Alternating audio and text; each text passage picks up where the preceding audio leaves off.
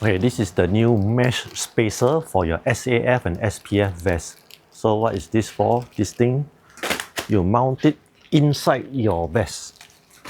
On the inside, so this one will be against your skin, then your vest will go over it, so it will create one air gap, so it's not so hot. Wind can blow through. It will improve the application of your vest fan. So you mount down here, the vest can blow through all the way and then hit the bottom, clear out all the heat. So this rounded side will be against your skin, so it's not so irritating. This flatter portion will be against the vest. So when you buy, there will be two pieces, front and back.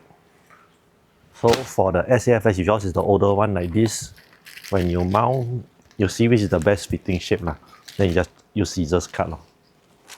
This one, the material we found one is, it won't absorb sweat. So you can just rinse it off, it will dry very fast because it doesn't retain any water.